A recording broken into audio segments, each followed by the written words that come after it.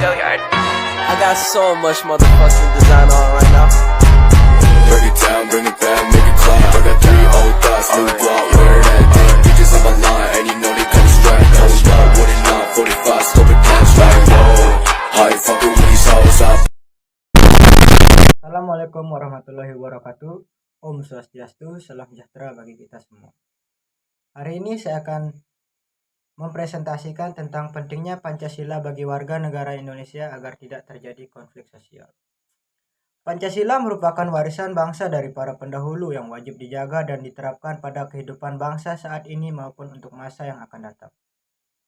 Secara yuridis konstitusional, Pancasila adalah dasar negara yang dipergunakan sebagai dasar mengatur atau menyelenggarakan pemerintahan negara. Tidak setiap orang boleh memberikan pengertian atau tafsiran mengenai Pancasila.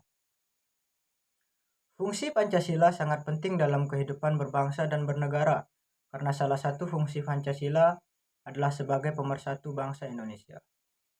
Di sini saya akan menjelaskan dua hal, yaitu yang pertama, apa makna dari Pancasila, dan yang kedua yaitu konflik sosial yang terjadi akibat penyimpangan Pancasila. Pertama-tama saya akan menjelaskan tentang pengertian Pancasila. Pancasila adalah ideologi dasar bagi negara Indonesia. Pancasila itu adalah jiwa seluruh rakyat Indonesia, pandangan hidup bangsa Indonesia dan dasar negara. Pancasila mengandung konsep dasar mengenai kehidupan yang dicita-citakan oleh suatu bangsa.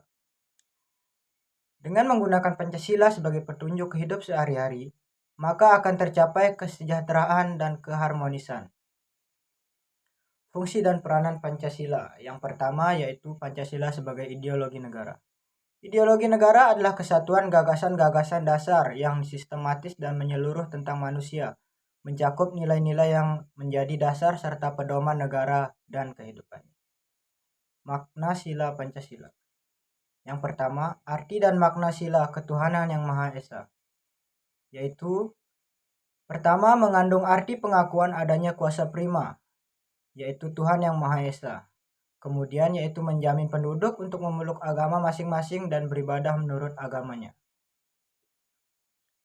Yang kedua yaitu arti dan makna sila kemanusiaan yang adil dan beradab. Pertama, menempatkan kehidupan sesuai dengan hakikatnya sebagai makhluk Tuhan.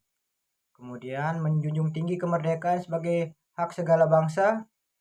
Dan yang terakhir yaitu mewujudkan keadilan dan peradaban yang tidak lemah. Kemudian yang ketiga yaitu arti dan makna sila persatuan Indonesia. Yang pertama yaitu nasionalisme, yang kedua cinta bangsa dan tanah air, dan kemudian yang keempat ada arti dan makna sila kerakyatan yang dipimpin oleh hikmat kebijaksanaan dalam permusyawaratan perwakilan.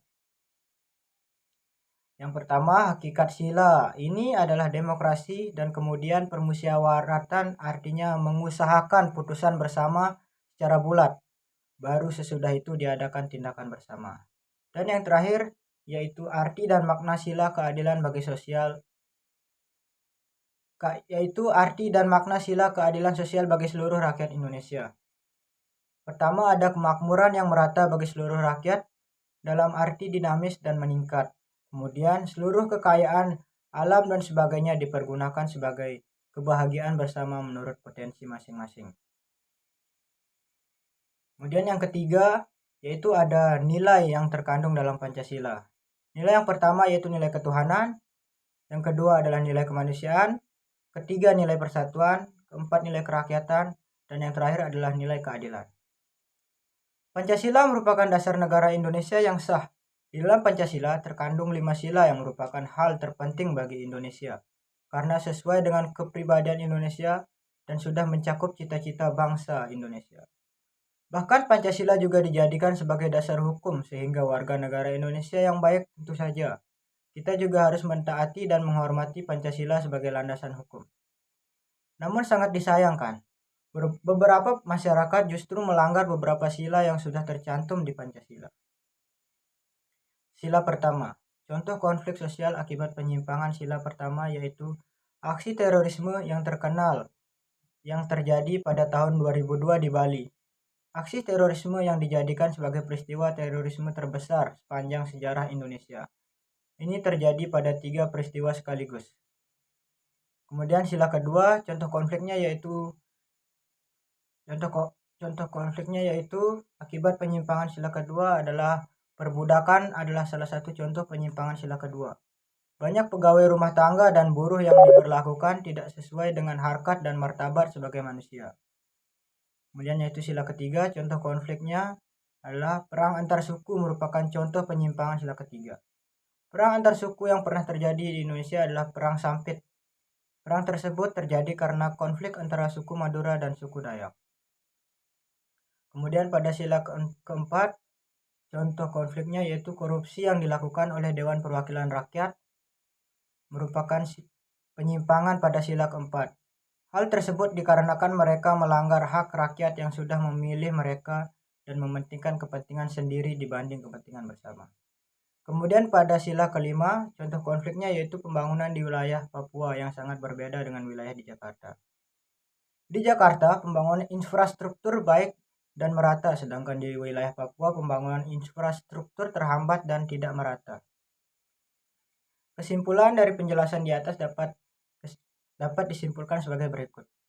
Yang pertama, Pancasila merupakan 5 dasar atau aturan yang harus ditaati dan dilaksanakan oleh seluruh warga negara Indonesia. Kemudian yang kedua, kedudukan dan fungsi Pancasila bagi negara Indonesia adalah yang pertama adalah sebagai dasar negara, kemudian sebagai ideologi negara, dan sebagai sumber dari segala hukum.